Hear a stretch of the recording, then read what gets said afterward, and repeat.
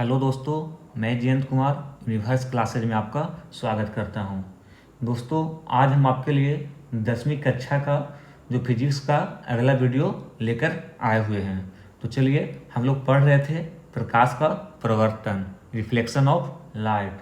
तो उसी को हम आगे की ओर बढ़ेंगे। इससे पहले हम लोग पढ़ चुके थे अवतल दर्पण का दर्पण सूत्र सिद्ध करने के लिए, जिसमें हम लोग सिद्ध किए थे 1/f equal to 1/v plus 1/u। तो उसके आगे हम आज देखते हैं। तो चलिए हम शुरू करते हैं। तो आज फिर से क्या है, दर्पण सूत्र को सिद्ध करना है। तो चलिए हम आज उत्तल दर्पण में दर्पण सूत्र को सिद्ध करते हैं। तो जिस प्रकार जो उत्तल दर्पण में प्रतिबिंब बनता है, उसी तरह से हम एक वस्तु लेंगे, प्रकाश को गुजारेंगे दर्पण से, कहाँ पे प्रतिबिंब बनेगा वो सारा चीज़ हमको करना पड़ेगा। तो चलिए सबसे पहले एक वस्तु लेते हैं। तो सबसे पहले एक वस्तु लीजिए। वस्तु को कहाँ रखते हैं? तो दर्पण के पहले रखते हैं। कोई भी प्रतिबिंब में वस्तु को दर्पण के पहले रखते हैं। तो चलिए हम एक वस्तु लेते हैं। माना कि ये एक वस्तु लिए, ये हम कहाँ रखें? दर्पण के पहले रखें। तो दर्पण के पहले हम कोई वस्तु रखते हैं जिसका नाम हम देते हैं ए और बी। ए और बी एक वस्तु का नाम दे दिए, ठीक है। इससे क्या करेंगे? इससे प्रकाश को गुजारेंगे, और प्रकाश कहाँ? दर्पण पे गुजरेगा। तो चलिए, इससे प्रकाश जा रही है, ठीक है। इससे क्या हो रही है? प्रकाश जा रही है। प्रकाश जाने के बाद कहाँ जा रही है? दर्पण पे। और दर्पण पर जाने के बाद क्या होती है? ये पुनः वापस लौट जाती है। पुनः क्या होती है? वापस लौट जाती है। ये एक प्रकाश गई और पुनः क्या हुई? वापस लौट गई। पुनः वापस लौट गई। लेकिन कुछ प्रकाश फोकस से होकर जाती हुई प्रतीत होती है। तो कुछ प्रकाश फोकस से आपका जाती हुई क्या होगी? प्रतीत होगी। कुछ प्रकाश फोकस से होते हुई जाती हुई प्रतीत होगी, ठीक है। एक और प्रकाश गुजारते हैं जो आपका वक्ता केंद्र से जाएगी। तो क्या करते हैं हम लोग? एक इंच का सहारा से लाइन पार लेते हैं जिससे आपका लाइन सीधा हो। तो एक और प्रकाश लेंगे जो कहाँ से जाएगी? वक्ता केंद्र से जाएगी, ठीक है। एक और प्रकाश लेते हैं। एक प्रकाश और लेते हैं यहाँ से, जो कहाँ से जा रही है? वक्ता केंद्र से जा रही है, ठीक है। एक और, तो दोनों का कटान बिंदु कहाँ पे हुआ? देखिए, यहाँ पे कट रही है, यहाँ पे क्या हो रही है? कट रही है। तो प्रतिबिंब कहाँ बन रही है? प्रतिबिंब आपका यहाँ पर बन रही है, फोकस से पहले।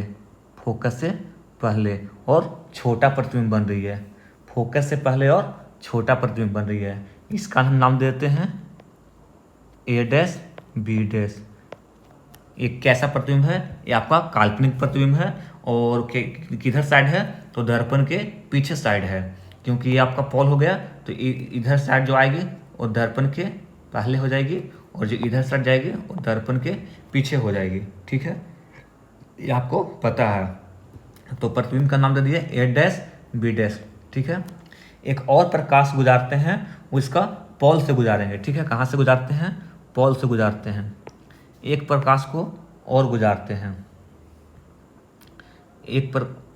इधर से प्रकाश जा रही है, एक और प्रकाश हम पॉल से गुजार रहे हैं, ठीक है।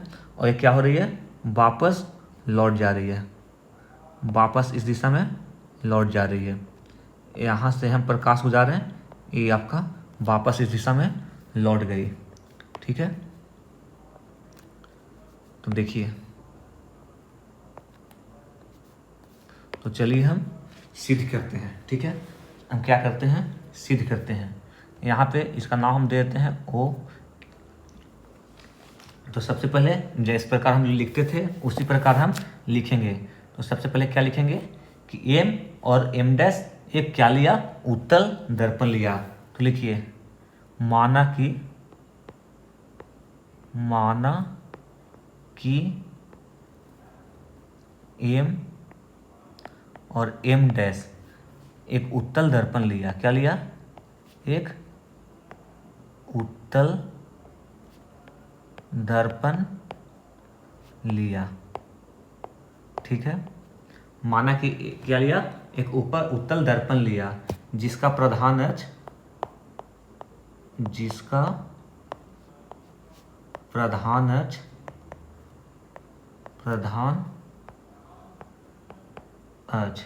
प्रधान अक्ष क्या हो जाएगा? ओ, यहाँ पे ओ है, यहाँ पे पी है और यहाँ पे सी है। OPC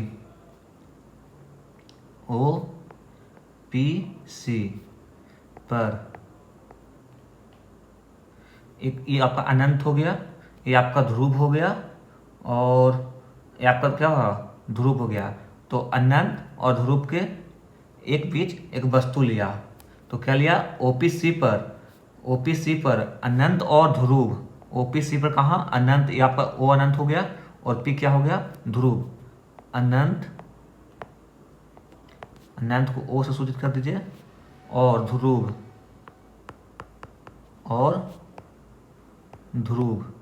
आपका पी हो गया। ठीक है, ध्रुव के बीच एक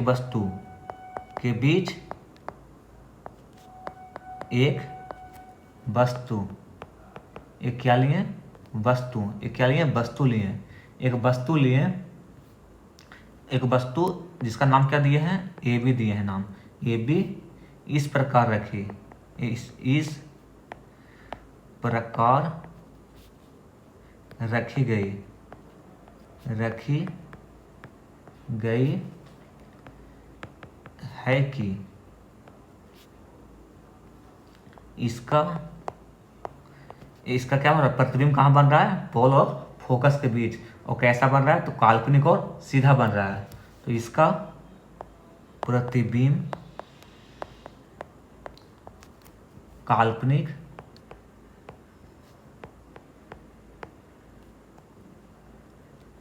एवं सीधा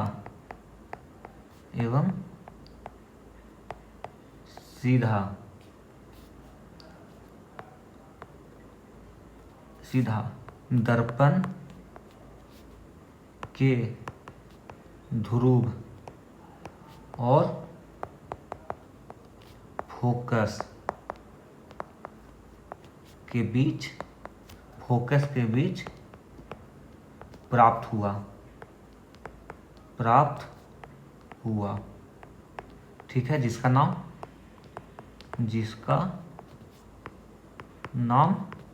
A', B' दिया। ठीक है, जो काम हम लोग किए उसको पहले लिख लिए। ठीक है, अब यहाँ पे लिख दीजिए वस्तु की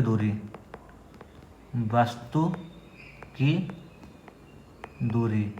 कोई भी दूरी बॉल से मापा जाता है, तो वस्तु का दूरी क्या हो जाएगा?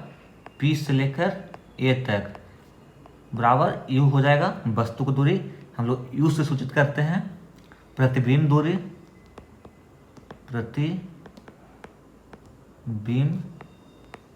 दूरी ये क्या हो जाएगा? P से लेकर A' तक, जिसको हम, ये आपका P हो गया, ये आपका A' हो गया। P से लेकर A' तक, जिसको हम V से सूचित करते हैं। ठीक है, एक हो जाएगा फोकस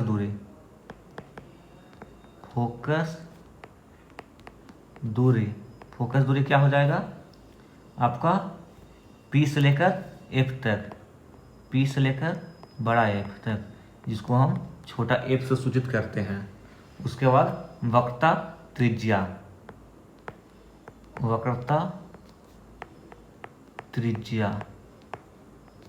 कहाँ से कहाँ हो जाएगा? आपका P से लेकर C तक, P से C तक, जिसको हम 2f या r से सूचित करते हैं। ठीक है, अब चलिए हम सिद्ध करते हैं। ठीक है, तो सबसे पहले आप एक चीज़ देखिए कि A और B और आपका AC, A आपका A हो गया, A पॉइंट आपका A हो गया एक पॉइंट, B आपका A पॉइंट हो गया और C यहाँ वक्रता केंद्र वाला पॉइंट हो गया। ये क्या बना? ABC एक त्रिभुज बना। और एक चीज़ देखिए, A डैश, B डैश और C, ये भी क्या बना? एक त्रिभुज बना। तो सबसे पहले हम यही दोनों त्रिभुज में चलेंगे। अब फिगर को देखिए अच्छा से, ए बी सी और ए डैश बी डैश सी दो क्या हो रही है, त्रिभुज बन रही है। तो आइए हम देखते हैं। तो सबसे पहले हम क्या करेंगे, त्रिभुज ए बी सी और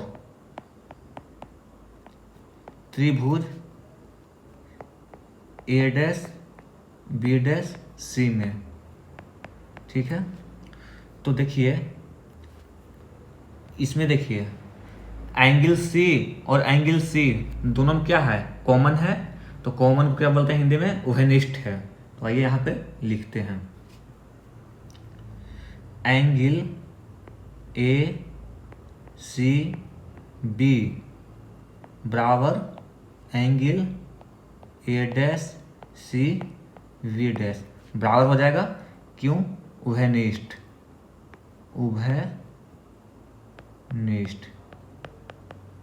उभयनिष्ठ है, ठीक है। तो हम लोग एक चीज़ और देखिए यहाँ पर कि एंगल जो ए है यहाँ पर 90 डिग्री का कोण बन रहा है और एंगल ए डैश है यहाँ पर भी 90 डिग्री का कोण बन रहा है। तो हम लोग लिख सकते हैं कि एंगल बी ए सी और angle B dash A dash सी दोनों क्या है, आपस में बराबर है, यानी 90 डिग्री का कोण बन रहा है। तो यहाँ पे लिखिए एंगल बी ए सी बराबर angle B dash A dash सी बराबर 90 डिग्री।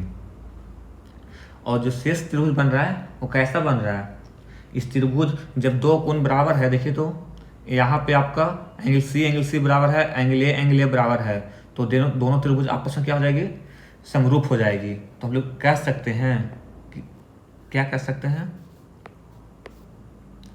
कि त्रिभुज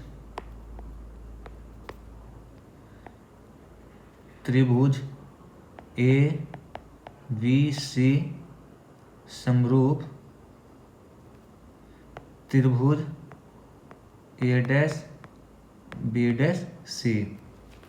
तो जब दो त्रिभुज समरूप होती है तो ए बी वटा ए डैश वी डैश बराबर किसका होता है, ए सी वटा ए डैश सी। दोनों आपस में क्या हो जाएगा, बराबर हो जाएगा। इसका इक्वेशन फर्स्ट मान लेते हैं, ठीक है। अब आगे देखते हैं, यहाँ पे देखिए त्रिभुज, एक चीज देखिए, त्रिभुज ए बी और पी, यानी कि ए बी और पी, यहाँ पे आपको दिख रहा है पी, पोल, त्रिभुज ए बी और पी। और एक और त्रिभुज देखिए, यहाँ पे देखिए एक और, देखिए कैसे, यहाँ पे थोड़ा सा देख लीजिए। अगर हम इसको काल्पनिक रेखा से मिलाते हैं, ऐसे क्या करते हैं, काल्पनिक रेखा से ऐसे पीछे की ओर मिलाते हैं, नहीं दिखाई दे रहा, थोड़ा सा अच्छे से इसको मिलान करते हैं। यहाँ पे आपका दर्पण ही गायब हो गया है थोड़ा सा,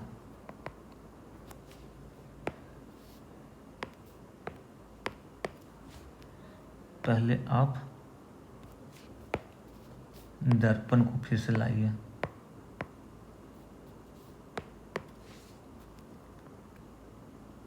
दर्पण आपका ऐसे था, सॉरी, दर्पण थोड़ा सा अच्छा बना देते हैं। दर्पण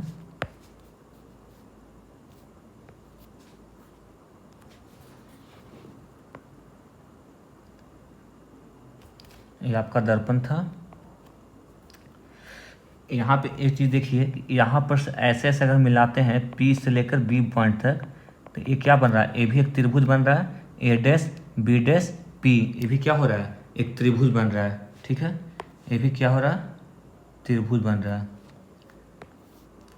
तो यहाँ पे देखिए A B C, A B और P, ये आपका ए हो जाएगा, ये आपका B हो जाएगा, ये आपका P हो जाएगा।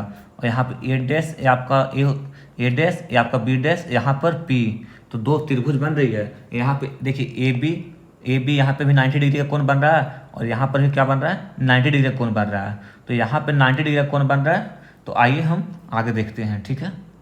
तो त्रिभुज ए बी पी और त्रिभुज ए डैश बी डैश पी में, तो आइए यहाँ हम देखते हैं त्रिभुज ए बी पी, त्रिभुज ए बी पी, और ये भी क्या हो जाएगा, यहाँ पर देखिए थोड़ा सा, त्रिभुज ए बी पी, त्रिभुज ए बी और पी, और त्रिभुज ए डैश बी डैश पी। यहाँ पे क्या हो रहा है, यहाँ पे मान के चलिए 90 डिग्री का कोण बन रहा है, तो ये भी 90 डिग्री का कोण बन रहा है।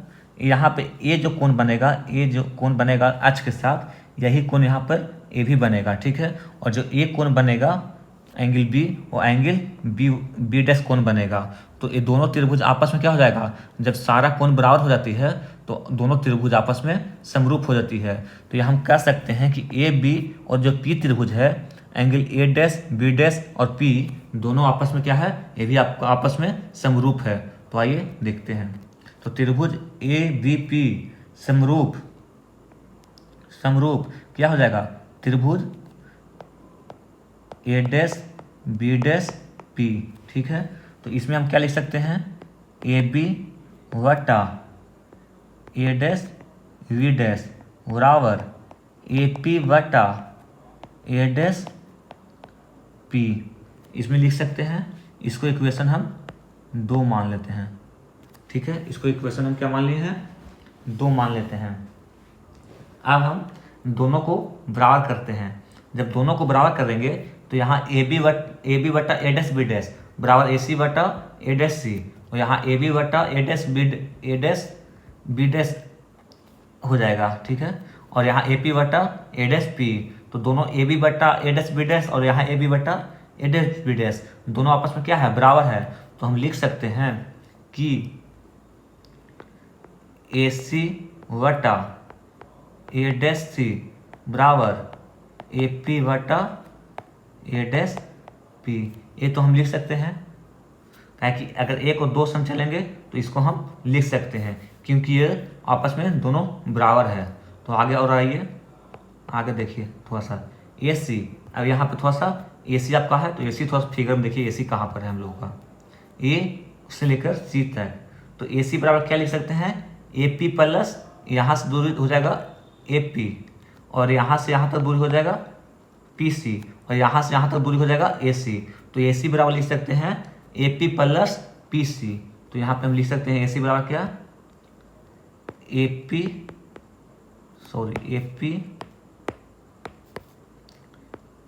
पी प्लस पी सी वटा ए डैश सी के देखिए ए डैश सी कहाँ पर है आपका, ए डैश सी को क्या लिख सकते हैं, ए डैश सी को लिख सकते हैं पी सी माइनस यहाँ से यहाँ तक दूरी हो जाएगा पी सी, और पी सी में से अगर पी ए डैश घटा देंगे तो आपका बच जाएगा क्या, ए डैश क्या बच जाएगा, ए डैश पी बच जाएगा।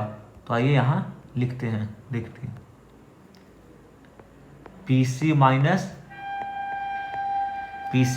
क्या हो जाएगा, P C minus P A dash बराबर इधर क्या बचा हुआ था, ए पी वटा ए डैश पी। अब हम लोग सबका मान रख लेंगे। ए पी का क्या मान रखे थे, ए पी का देखिए तो ए पी बराबर यू दिया हुआ है, तो ए पी बराबर हम यू लिखेंगे, यू प्लस पी सी बराबर देखिए तो पी सी बराबर कुछ है, पी सी बराबर 2f है, पी सी बराबर क्या है 2f, पी सी बराबर 2f। एक चीज़ और ध्यान दीजिएगा यहाँ पे चिन्ह परिपाटी के नियम से, ए पी बराबर क्या है, यू है, और यू कहाँ है, दर्पण के पहले ए से लेकर पी की दूरी, ए से लेकर पी का दूरी यू कहते हैं। तो यू किधर है, दर्पण से पहले। तो चतुर्थांश में क्या होता है, दर्पण से पहले जो बनता है उसको देखिए, चतुर्थांश में थोड़ा सा देख लीजिए। चतुर्थांश जब ऐसे हम लोग बनाते हैं तो इधर आपका क्या हो जाता है, ये आपका प्लस हो जाता है, इधर माइनस हो जाता है, ये आपका प्लस हो जाता है, ये आपका माइनस हो जाता है। तो दर्पण यहाँ पे हम पी अगर मानते हैं तो इधर क्या हो जाएगा, जो दर्पण के पहले हो जाएगा ये आपका माइनस हो जाएगा। तो यहाँ जो ए पी का दूरी जो हो जाएगा वो माइनस में हो जाएगा। तो आपका यू क्या हो जाएगा, यू हमें माइनस में हो जाएगा। तो यहाँ पे देखिए यू क्या हो जाएगा, माइनस में हो जाएगा, प्लस पी सी हम लोग को 2f आपका क्या है, 2f आपका इधर है, मतलब दर्पण के दाहिने साइड है, तो दर्पण के दाहिने साइड हो जाएगा तो प्लस हो जाएगा। तो ये बराबर हम यहाँ पे क्या लिख सकते हैं, 2f वटा पी सी क्या हो जाएगा, पी सी बराबर 2f minus P A dash क्या हो जाएगा, पी ए डैश देखिए पी ए डैश प्रतिबिंब का दूरी है, प्रतिबिंब की दूरी भी से कहते हैं, और भी दर्पण के दाहिने साइड है, तो दर्पण के दाहिने साइड यानी कि इधर साइड का दूरी प्लस हो जाएगा।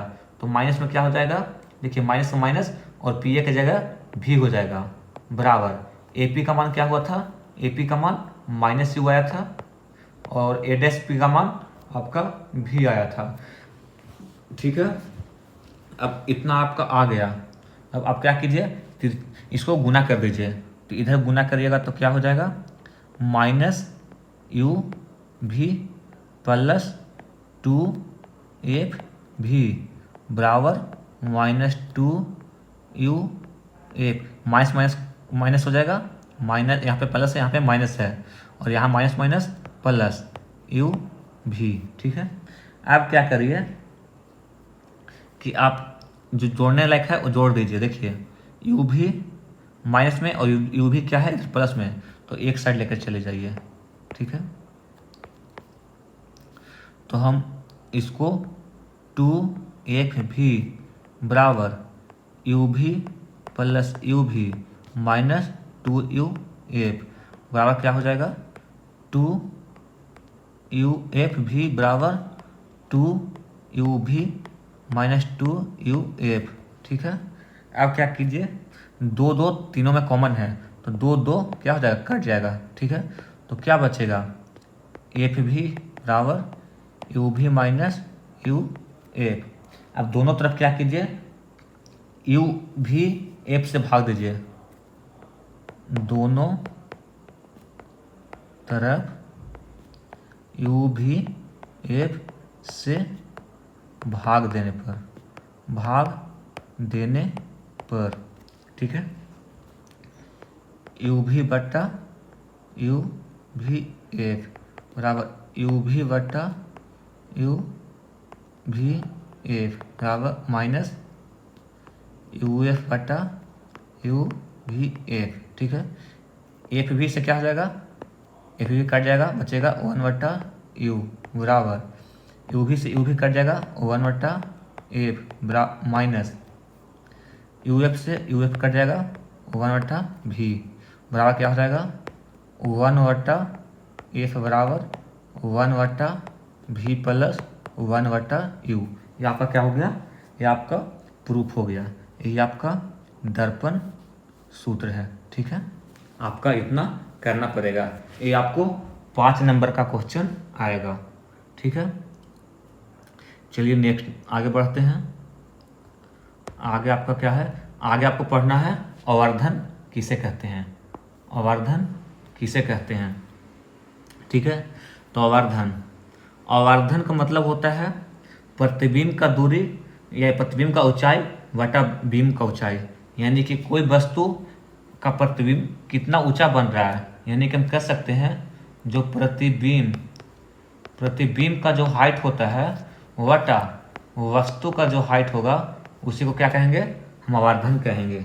ठीक है, आवर्धन तो प्रतिबिंब की ऊंचाई और वस्तु यानी बीम की ऊंचाई के अनुपात को आवर्धन कहते हैं। किसको कहते हैं, प्रतिबिंब की ऊंचाई बटे वस्तु की ऊंचाई को क्या कहते हैं, आवर्धन कहते हैं। इसे क्या चीज से सूचित किया जाता है, इसे एम से सूचित किया जाता है, इसे एम से सूचित किया जाता है। आवर्धन बराबर क्या होता है, देखिए प्रतिबिंब का ऊंचाई बटा वस्तु या बीम की ऊंचाई। ठीक है, आवर्धन बराबर क्या हो जाएगा, प्रतिबिंब का ऊंचाई बटा वस्तु का ऊंचाई या बीम का ऊंचाई। यहाँ पे वस्तु भी कर लीजिए, क्या कर लीजिए, वस्तु की ऊंचाई, या शॉर्ट में हम लिख सकते हैं, तो इसको हम h2 से सूचित करते हैं और इसको हम h1 से सूचित करते हैं, यानी कि m बराबर h2 बटा h1। ठीक है, जहाँ पे आपका दिया हुआ है h1 क्या हो जाएगा, वस्तु का ऊंचाई या बीम का ऊंचाई, और h2 क्या हो जाएगा, प्रतिबिंब का ऊंचाई। ठीक है। अब एक चीज़ यहाँ पे और देखिए, यदि आवर्धन घनात्मक हो तो प्रतिबिंब कैसा होगा, सीधा और काल्पनिक होगा। हम आपको बताए थे कि जहाँ पे आप कल्पना करिएगा वहाँ पे आप हमेशा प्लस या सीधा कल्पना कीजिएगा। तो जहाँ पे आपका प्लस हो, जहाँ पे आपका प्लस हो, तो हम लोग जब भी कल्पना करते हैं तो हमेशा पॉजिटिव कल्पना करते हैं। जैसे आप लोग कल्पना करते होंगे कि मेरा मैट्रिक में 90% नंबर आ जाए, तो ये आपका कैसा है, पॉजिटिव कल्पना है। ठीक है। तो जहाँ आप धनात्मक या जहाँ पे आप धनात्मक करिएगा तो वहाँ क्या हो जाएगा, काल्पनिक, और जहाँ पे काल्पनिक, जहाँ पे आप कल्पना कर रहे हैं वहाँ हमेशा पॉजिटिव करिएगा, और हमेशा कैसा प्रतिबिंब होगा, हमेशा आपका सीधा प्रतिबिंब बनेगा।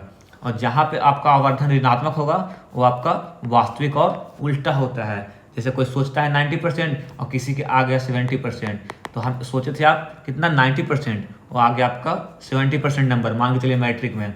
तो सोचे थे आप कैसा, कल्पना किए थे 90% का, कल्पना आप सीधा किए थे, पॉजिटिव किए थे, लेकिन आया क्या इतना 70%, यानी कि वास्तविक क्या है, तो वास्तविक आपका 70% है, तो हमेशा आपका उल्टा आया और हमेशा ऋणात्मक होता है। तो ये चीज़ आप ध्यान रखिएगा कि जहाँ पे आप धनात्मक होगा वहाँ पे कल्पना सीधा होता है, और जहाँ पे ऋणात्मक होगा वहाँ पे आपका वास्तविक उल्टा होता है। ठीक है, ये आपका हो गया। अब आगे नेक्स्ट देखते हैं। ठीक है, चलिए आगे आगे क्या चीज़ है, आगे क्या है अपन को पढ़ने के लिए, अवाधन आपको समझा दिए, अवाधन का व्यंजन पढ़ना है। उससे पहले एक चीज़ आप देख लीजिए थोड़ा सा, कि जो अवाधन का मान होता है, अवर्धन अवर्धन का जो मान होता है वो हमेशा कितना होगा, एक से अधिक होता है।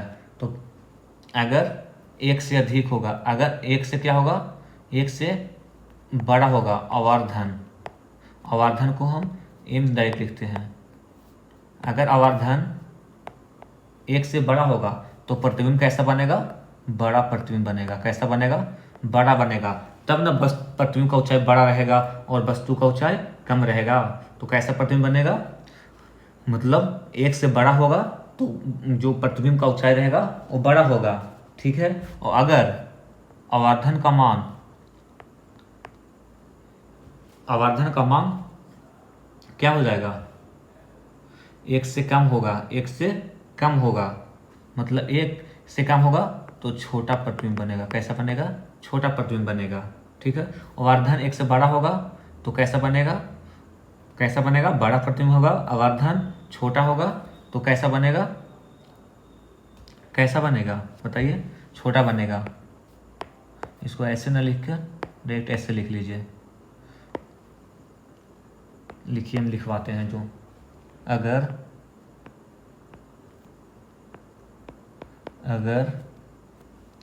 आवर्धन, अगर आवर्धन का मान एक से अधिक होता है, एक से अधिक होता है तो प्रतिबिंब बड़ा बनेगा, प्रतिबिंब बड़ा बनेगा। अगर आवर्धन का मान एक से छोटा होता है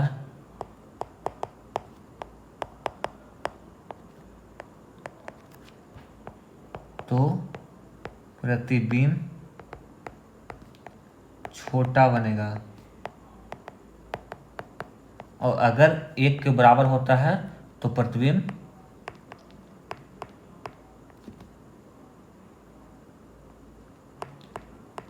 बराबर बनेगा, बराबर बनेगा। ठीक है। अगर बड़ा होगा तो एक से अधिक होगा, अगर छोटा होगा तो एक से कम होगा, अगर बराबर बनेगा तो एक के बराबर होगा। ठीक है। एक चीज़ और ध्यान रखिएगा कि उत्तल दर्पण में हमेशा कैसा प्रतिबिंब बनता है, हमेशा काल्पनिक प्रतिबिंब बनता है, हमेशा काल्पनिक प्रतिबिंब बनता है। तो ये हमेशा कैसा होगा, धनात्मक होगा और सीधा होगा, धनात्मक और सीधा होगा, क्योंकि उत्तल दर्पण में हमेशा कैसा बनता है, काल्पनिक बनता है। लेकिन अवतल दर्पण में काल्पनिक और आभासी, काल्पनिक आभासी एक होता है और वास्तविक दोनों बनता है। तो कैसा होगा, पॉजिटिव और नेगेटिव, मतलब ऋणात्मक और धनात्मक दोनों होगा। ठीक है, तो ये ध्यान रखिएगा आप लोग। चलिए आगे चलते हैं। आवर्धन का व्यंजन, आवर्धन का व्यंजन, आवर्धन का व्यंजन क्या होता है, ये होता है m इक्वल टू m आवर्धन बोलते हैं, जिसको हम प्रतिबिंब की दूरी वटा वस्तु की दूरी यानी कि h2 वटा h1, या इसी को हम बोलते हैं -v वटा u। ये आपका फॉर्मूला है, ये आपका याद करना पड़ेगा, ये आपको क्या है, याद करना है। इसी को हम नीचे सिद्ध कर देते हैं। ठीक है, कि m बराबर क्या होता है, तो -v वटा u होता है, या h2 वटा h1 होता है। v हो जाएगा प्रतिबिंब का दूरी, u हो जाएगा वस्तु का दूरी। तो आवर्धन बराबर क्या हो जाएगा, -v वटा u या h2 वटा h1। तो चलिए हम इसी को सिद्ध करते हैं। तो ये भी अवतल दर्पण और उत्तल दर्पण दोनों में होगा। तो चलिए हम दोनों में सिद्ध कर देते हैं। तो एक यहाँ पे आपका बना हुआ है क्या, अवतल दर्पण बना हुआ है। तो चलिए अवतल दर्पण में सिद्ध करते हैं। तो बस जिस प्रकार हम लोग करते हैं उसी प्रकार यहाँ भी करेंगे। कि सबसे पहले क्या लेंगे, एक वस्तु को लेंगे, जो वस्तु कहाँ रहेगी, अनंत और यहाँ पे वक्रता केंद्र के बीच में रखेंगे। यहाँ पे कहाँ रखेंगे, अनंत और वक्रता केंद्र के बीच में। यहाँ पे ओ आप अनंत मान लेते हैं यहाँ पे, और इसका हम एक यहाँ पर वस्तु रखते हैं। ठीक है, वस्तु, इसका हम नाम देते हैं ए और बी। ए भी एक वस्तु का नाम दिए हैं, ए भी एक वस्तु रखे हैं। यहाँ से एक प्रकाश हम दर्पण पर गुजारते हैं। ठीक है, ये गुजारने के बाद कहाँ, फोकस से लौट जाती है। कहाँ से लौटती है, तो फोकस से वापस चली जाती है। फोकस से क्या हो रही है, वापस लौट रही है। ठीक है, यहाँ से एक प्रकाश किरण गई और यहाँ फोकस से क्या हो रही है, वापस लौट रही है। एक प्रकाश से किरण क्या हो रही है, तो आपका वक्रता केंद्र से जा रही है। एक प्रकाश से किरण वक्रता केंद्र से जा रही है। ठीक है, और वक्रता केंद्र से जाने के बाद ये भी वापस लौट रही है। ये भी क्या हो रही है, वापस लौट रही है। ये भी आपका अपने ही दिशा में वापस लौट रही है। ठीक है, एक और प्रकाश की किरण गुजारते हैं जो आपका पोल से जाएगी। एक और प्रकाश की किरण जो आपका पोल से जाएगी। कहाँ से जा रही है, ये आपका पोल हो जाएगा, बीच में पोल से जा रही है।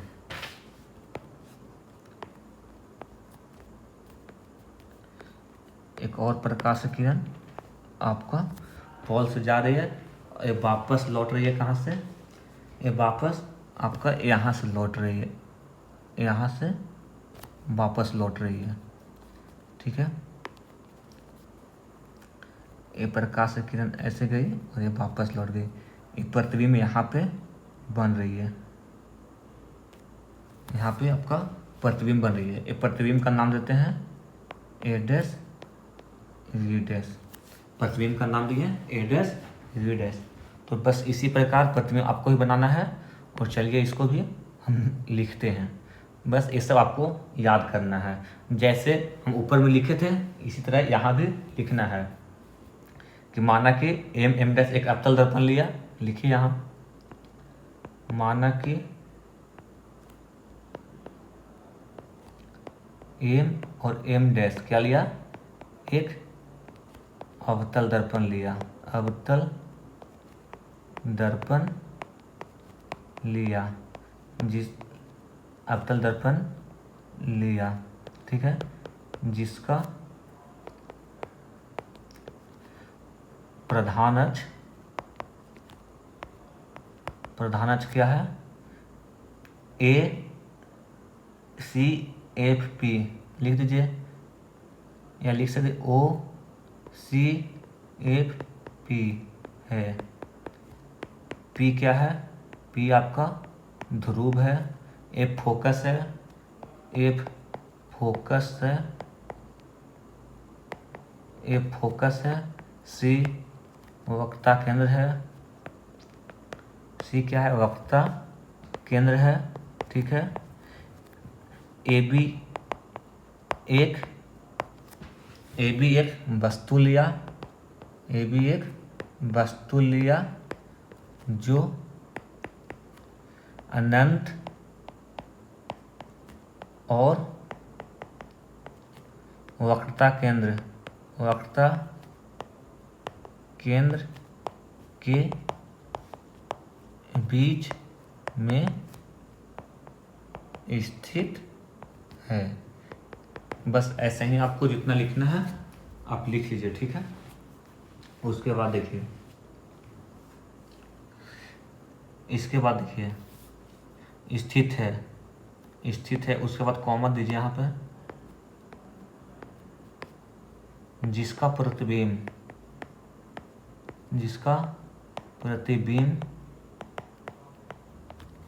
ए dash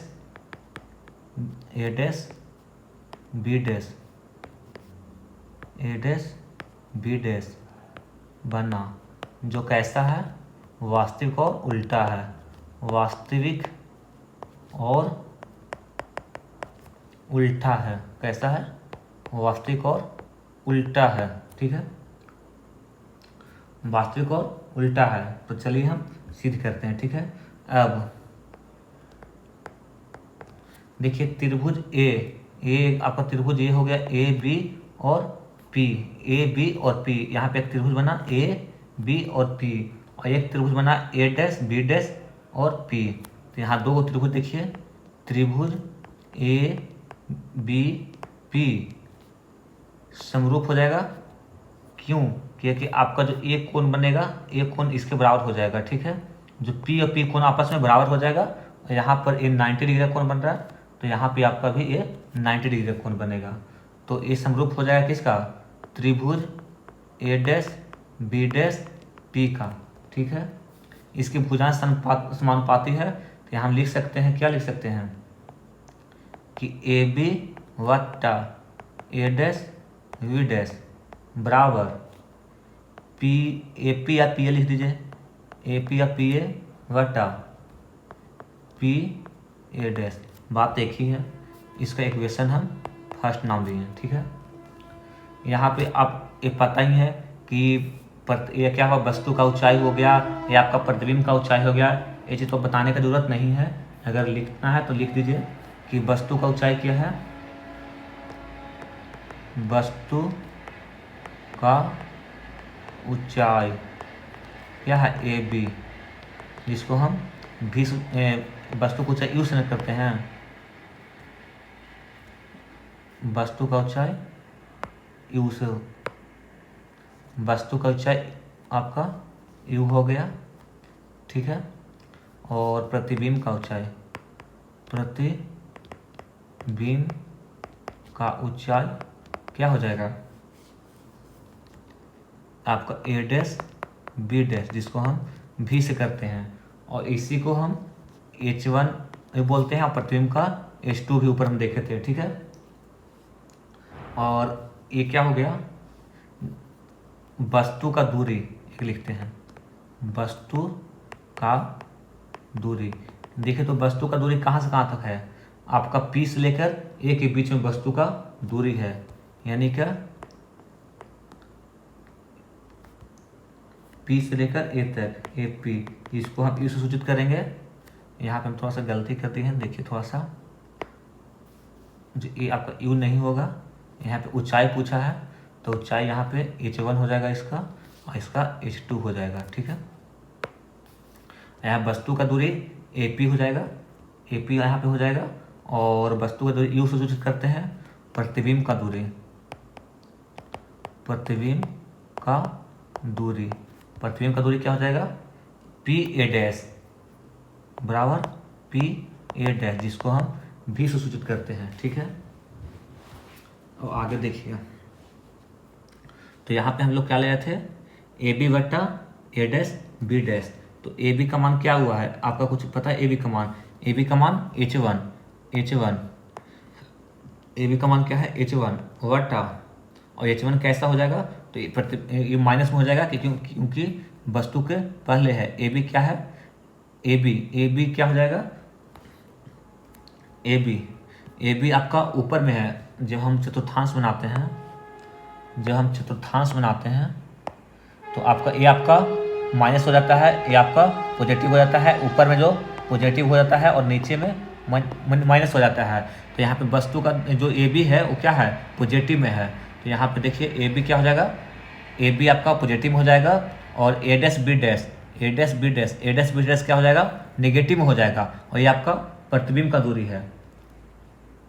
A dash B dash क्या हो जाएगा, प्रतिबिंब का दूरी है, या इसको हम क्या कर सकते हैं, आपका माइनस में हो जाएगा। माइनस में क्या हो जाएगा, H2, ठीक है, बराबर इसको हम यू से सूचित कर सकते हैं, माइनस यू से, काहे कि क्या हो जाएगा, पी ए आपका क्या हो जाएगा, पी ए वस्तु का दूरी हो जाएगा, तो माइनस यू से सूचित करेंगे, और इसको पी क्या हो जाएगा, पी ए डैश कहाँ पे है, देखिए पी ए डैश क्या हो जाएगा, प्रतिबिंब का दूरी, और ये प्रतिबिंब पहले ही बन रहा है दर्पण के, तो क्या हो जाएगा, माइनस हो जाएगा, तो इसको हम माइनस से सूचित करेंगे, ठीक है।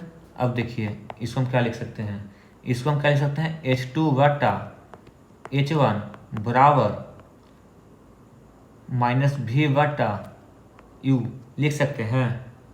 अब कहिएगा कैसे लिख सकते हैं, देखिए वो इसको ऊपर लेके चले गए हैं, इसको बटा इसको नीचे चले गए, माइनस को हम इधर लेके चलेंगे, तो माइनस एक कट जाएगा, ए माइनस कट गया, तो बच गया आपका माइनस भी बटा यू। तो आपका यही सूत्र हो जाएगा, क्या हो जाएगा, यही आपका सिद्ध हो जाएगा, क्योंकि आवर्धन जो एम बराबर होता है H2 बटा H1 बराबर माइनस भी बटा यू, यही आपका सिद्ध होता है, ठीक है। इतना ही आपको प्रूफ करना है, और इतना ही प्रूफ आपको उत्तल दर्पण में करना है। तो चलिए उसको भी हम आज देख ही लेते हैं। तो ये आप ऐसे ही एक उत्तल दर्पण लिया, उत्तल दर्पण आपको पता ही कि बायां साइड क्या होता है, इसमें कुछ नहीं होता है, जो भी बायां साइड इसमें सिर्फ वस्तु का दूरी होता है, और तो प्रतिबिंब कहाँ बनता है, प्रतिबिंब इसका दाहिना साइड बनता है जो पॉजिटिव बनता है। तो इसका भी एक नाम दीजिए सारा, इसका आपका क्या हो जाएगा, ये आपका फोकस हो जाएगा, ये वक्ता केंद्र हो जाएगा, ठीक है। एक हम वस्तु को रखते हैं, कहीं पे एक वस्तु रखते हैं, मान के चलिए हम यहीं पर एक वस्तु रख लिए, ठीक है, यहाँ पे हम एक वस्तु रख लिए, ठीक है, वस्तु रख लिए, यहाँ से प्रकाश किरण दर्पण पर जा रही है, यहाँ से प्रकाश किरण दर्पण पर जा रही है, और दर्पण पर जाने के बाद क्या हो रही है, ये आपका वस्तु है,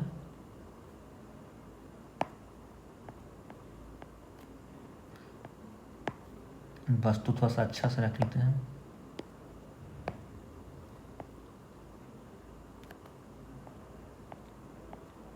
ये आपका क्या हो गया, वस्तु हो गया। वस्तु से एक प्रकाश किरण दर्पण पर जा रही है, ठीक है,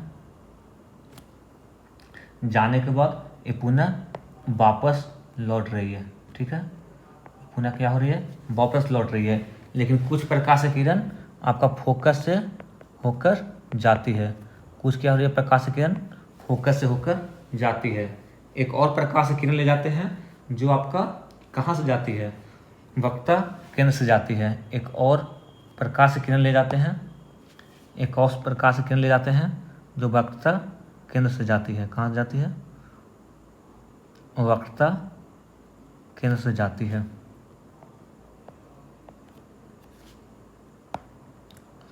वक्ता केंद्र से जाती है, ठीक है। एक और प्रकाश किरण आपका वक्ता केंद्र से जा रही है, एक और प्रकाश किरण कहाँ जाती है, आपका पोल से जाती है, एक और प्रकाश किरण आपका पोल से जाती है और वापस लौट जाती है, ठीक है, ये आपका पोल हो गया। तो प्रतिबिंब कहाँ पे बनता है, प्रतिबिंब आपका फोकस और पोल के बीच में, आपका प्रतिबिंब आपका यहीं पे बना है, ठीक है, फोकस और पोल के बीच में। इसका हम नाम देते हैं ए बी, और तो इसका नाम क्या हो जाएगा, इसका नाम हो जाएगा A B dash, A dash B dash, A dash B dash. ठीक है, इतना ही फिगर बनाना है। उसके बाद चलिए उसी तरह लिखना है। माना कि क्या एम एन और एम डैश एक उत्तल दर्पण लिया। चलिए लिखना स्टार्ट करिए आप लोग भी। माना कि एम और एम डैश एक उत्तल क्या दर्पण लिया। ठीक है, जिसमें पी एक सी प्रधान अक्ष है, प्रधान अक्ष है। ठीक है, क्या हो गया, पी एफ सी क्या हो गया, प्रधान अक्ष है, जिसमें एफ फोकस, सी वक्रता केंद्र और ए बी एक वस्तु लिया जो अनंत और पोल यानी ध्रुव के बीच स्थित है, जिसका प्रतिबिंब कहाँ बनती है, फोकस एवं पोल के बीच, पोल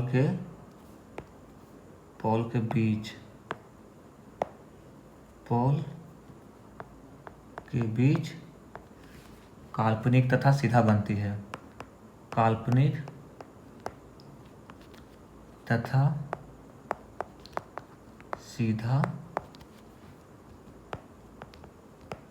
बनती है। ठीक है, इतना आपको लिखना है। ठीक है, अब देखिए हम इसको क्या करते हैं, ऐसे इसको मिलान करते हैं, ऐसे मिलान करते हैं तो जो आपका यहाँ पे भी 90 डिग्री का कोण बन रहा है और यहाँ पर भी 90 डिग्री का कोण बन रहा है, तो दोनों कोण आपस में बराबर है।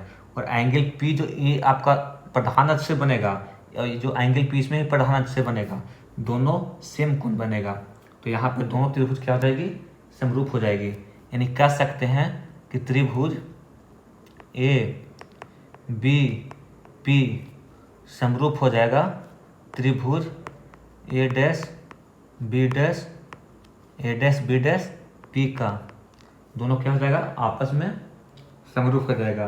तो इसमें हम लिख सकते हैं, क्या लिख सकते हैं कि ए बी हो जाएगा, ये ए बी वटा यहाँ ए डैश बी डैश बराबर क्या हो जाएगा, ए पी वटा ए डैश पी। समीकरण फर्स्ट हम नाम देते हैं। ठीक है, कोई दिक्कत इसका नहीं है। अब यहाँ पे भी वही लिख लीजिए। ए बी क्या है, ए बी एक वस्तु का ऊंचाई है, ए बी एक वस्तु है, ए बी एक वस्तु है। तो इसको हम कैसे सूचित करेंगे, ए बी क्या है, वस्तु है, जिसको हम H1 सब करेंगे। और ए पी क्या है, तो देखिए ए पी, ए और पी, ए पी क्या है, वस्तु से दूरी है, ए पी क्या है, वस्तु की पोल से दूरी, इसको हम कैसे सूचित करेंगे, माइनस यू से सूचित करेंगे। ठीक है, ए पी क्या है, हो जाएगा ए डैश बी डैश, क्या है, ए डैश बी डैश एक प्रतिबिंब है, इसको हम H2 से सूचित करेंगे। ठीक है, H2 से सूचित करेंगे। ठीक है, और ए dash P, A dash P क्या है, ए डैश पी प्रतिबिंब, देखिए ए डैश पी क्या है, प्रतिबिंब से पॉल की दूरी, पॉल से प्रतिबिंब की दूरी, यानी कह सकते ए पी प्रतिबिंब की पॉल से दूरी है जिसको हम भी सूचित करेंगे। ठीक है, तो यहाँ पे चीन परिपाटी हम आपको पढ़ाए हैं, तो आइए हम इसको बैठाते हैं। तो ए बी क्या हो जाएगा, प्लस में हो जाएगा क्योंकि ऊपर में है। ठीक है, तो प्लस H1 हो जाएगा बटा ए डैश बी डैश H2 हो जाएगा। H2 इसलिए हो जाएगा प्लस में, पर ए भी क्या हो जाएगा, प्लस में हो जाएगा क्योंकि ऊपर में है सीधा बना है। H2 बराबर ए पी देखिए तो ए और पी, ए पी क्या हो जाएगा, माइनस में हो जाएगा, ए पी आपका माइनस में हो जाएगा, तो ए पी क्या है, माइनस में यू हो जाएगा, और क्या हो जाएगा, ए डैश पी क्या है, ए डैश पी भी हो जाएगा। तो प्रतिबिंब देखिए तो आपका दर्पण के पीछे बना है, तो चतुर्थांश के नियम के अनुसार दर्पण के पीछे बना है तो आपका पॉजिटिव हो जाएगा, तो ये आपका पॉजिटिव हो जाएगा। ठीक है, बस ये आपका सिद्ध हो गया। तो आवर्धन का फार्मूला यही होता है, एम इक्वल टू H1 बटा H2 या माइनस क्या होता है, माइनस भी बटा यू। तो इसको सब पलट दीजिए, थोड़ा सा रुक जाइए, थोड़ा सा इसको क्या करिए,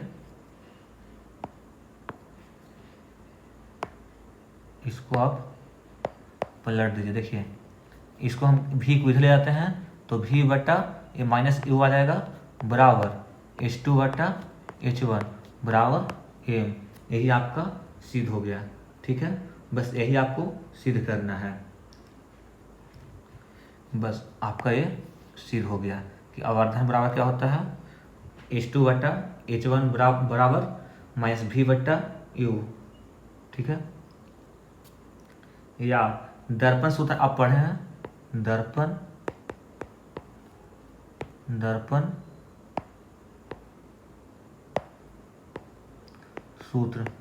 सूत्र क्या पढ़े हैं हम लोग, 1/f बराबर 1/v प्लस 1/u। ये एक अब सिद्ध हो गया।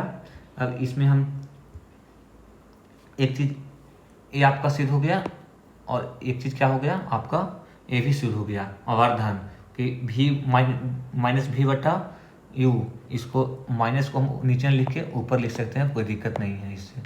माइनस भी बटा यू बराबर H2 बटा H1 बराबर एम। ठीक है, अब आगे चलते हैं। ठीक है, आगे चलिए, मान चलिए आप दर्पण आपको मिला है। ठीक है, आपको क्या मिला है, दर्पण, और दर्पण को आपको मत बताना है कि कौन सा दर्पण है, समतल है, अवतल है या उत्तल दर्पण है।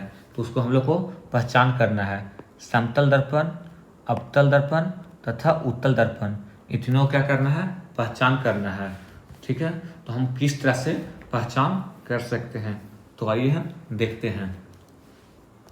तो सबसे पहले आपका यहाँ लिखा हुआ है स्पर्श करके, सबसे पहले क्या लिखा हुआ है, स्पर्श करके। तो सबसे पहले हम कोई दर्पण को स्पर्श करके पहचान सकते हैं, कैसे, छू कर, स्पर्श मतलब छू कर। तो छूकर हम कैसे कर सकते हैं, तो देखिए यदि दर्पण का प्रवर्तक सतह जिधर मतलब प्रतिबिंब बनता है, जिधर प्रवर्तक सतह उठा हुआ रहता है। ठीक है, तो समतल, जिसका प्रवर्तक सतह समतल मतलब होता है बराबर, तो जिसका प्रवर्तक सतह समतल यानी बराबर हो तो क्या हो जाएगा, समतल दर्पण। मतलब जिसका प्रवर्तक सतह बराबर हो, जिसका प्रवर्तक सतह कैसा हो, बराबर हो, समतल हो, तो क्या हो जाएगा, समतल दर्पण। उसका नाम में ही लिखा हुआ है समतल। तो जिसका प्रवर्तक सतह बराबर हो या समतल हो, हम किसी दर्पण को छुएंगे, आप लोग घर में देखिए छू के, तो जो हम लोग घर में जो अभी देखते हैं प्रतिबिंब, अपना जो आईना में चेहरा देखते हैं, वो हम लोग घर में समतल दर्पण यूज करते हैं। समतल दर्पण देखिएगा, छू कर देखिएगा तो एकदम हर तरफ से बराबर दिखेगा, तो कैसा दर्पण है, ये आपका समतल दर्पण है। और जिसका दबा हुआ भाग हो, दबा हुआ भाग कहने का मतलब बीच में हल्का गड्ढा दिखाई देगा, हल्का सा दम मतलब गड्ढा दिखाई देगा, वो कैसा हो जाएगा, अवतल दर्पण। जिसका दबा हुआ हो वो कैसा दिखाएगा, अवतल दर्पण। ठीक है, और जिसका उभरा हुआ हो यानी कि बीच में कैसा होगा, हल्का ऊंचा रहेगा, बीच में हल्का कैसा रहेगा, ऊंचा रहेगा, तो कैसा रहेगा, उत्तल दर्पण। तो ये तीनों चीज़ आप ध्यान रखिएगा कि अगर एकदम हर तरह से बराबर हो तो समतल दर्पण, अगर बीच में हल्का गड्ढा जैसा महसूस हो तो ये आपका अवतल दर्पण, और बीच में अगर उठा हुआ महसूस हो तो ये आपका उत्तल दर्पण। और अगर एक चीज़ और है, प्रतिबिंब देखकर। कैसा है? तो प्रतिबिंब देखकर। तो प्रतिबिंब देखकर हम कैसा कर सकते हैं? तो देखिए प्रतिबिंब देखकर कैसे, प्रतिबिंब देखकर यदि दर्पण के सम्मुख रखी गई वस्तु का प्रतिबिंब हमेशा सीधा और वस्तु के बराबर हो, यानी कि वस्तु का समतल हो, या वस्तु का आकार के बने, आकार मतलब कार के बने यानी कि बराबर बने, तो समतल है। अगर किसी वस्तु का देखिएगा, किसी वस्तु के सामने देखिएगा तो जाइएगा तो मतलब जितना बड़ा आप देखिएगा ना उतना ही बड़ा, हम लोग घर में जो आईना रखते हैं यूज करते हैं, जितना बड़ा हम चेहरा देखते हैं उतना ही बड़ा दिखता है। तो हम लोग समतल दर्पण घर में यूज करते हैं, इसलिए जितना बड़ा हम लोग दिखते हैं दर्पण में भी उतना ही बड़ा दिखते हैं।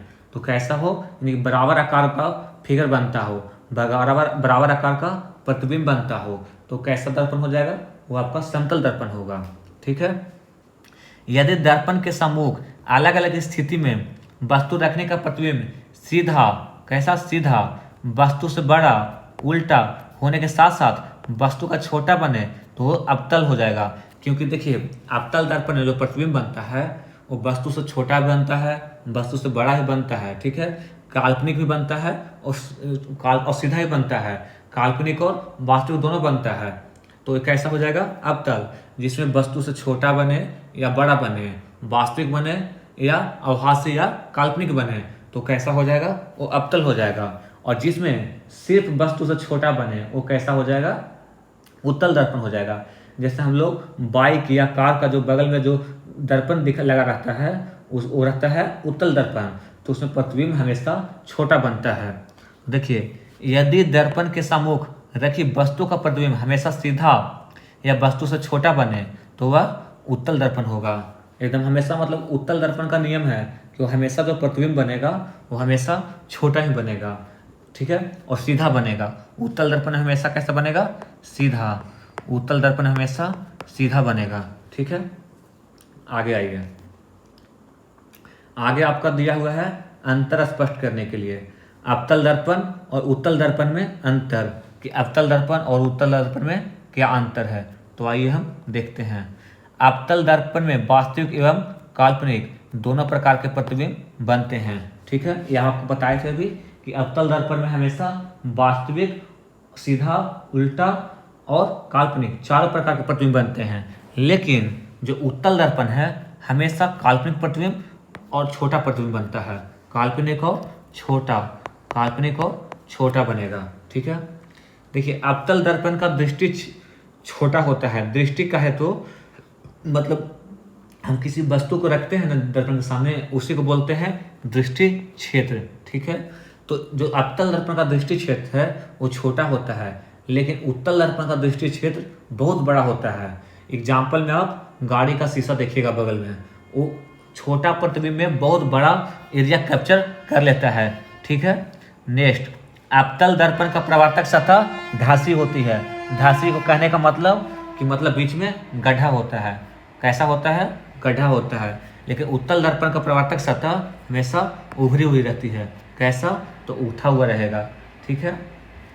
एक चीज़ और लिख लीजिए, इसे अभिसारी दर्पण कहते हैं। इसे क्या कहते हैं? अभिसारी दर्पण कहते हैं। इसे अभिसारी दर्पण कहते हैं। इसे क्या कहते हैं? अभिसारी दर्पण कहते हैं। और इसे क्या कहते हैं? अपसारी दर्पण कहते हैं। अपसारी दर्पण। ठीक है। इसे अपसारी दर्पण कहते हैं और इसे अभिसारी दर्पण कहते हैं। ठीक है। अभिसारी का मतलब होता है सारा प्रकाश, जैसे यहाँ से बहुत सारा प्रकाश आ रहा है। ठीक है। यहाँ से बहुत सारा प्रकाश आ रहा है और लाकर एक बिंदु पर ले लाना, उसी को बोलते हैं अभिसारी। और अपसारी का मतलब होता है कोई बिंदु से प्रकाश को फैला देना, इसको बोलते हैं अपसारी दर्पण। ठीक है। जैसे मोबाइल का फ्लैश होता है वो दर्पण को क्या होता है? लाइट को फैलाता है। लेकिन वही आप सोलर कुकर वगैरह में देखिएगा वो क्या होता है? लगा हुआ सारा प्रकाश को एक जगह केंद्रित करता है। ठीक है।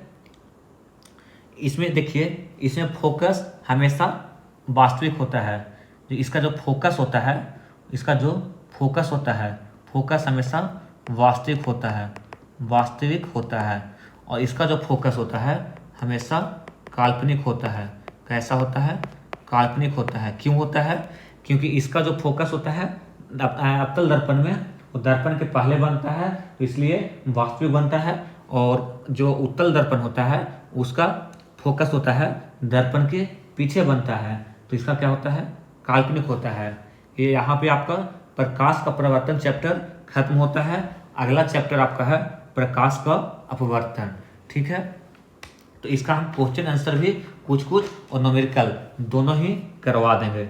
ठीक है, तो चलिए अगले वीडियो में हम लोग देखेंगे इसका कुछ क्वेश्चन उत्तर, और उसके बाद हम लोग देखेंगे प्रकाश का अपवर्तन, जो आपका दूसरा चैप्टर पढ़ना है। तो चलिए ठीक है, थैंक यू। जय हिंद, जय भारत।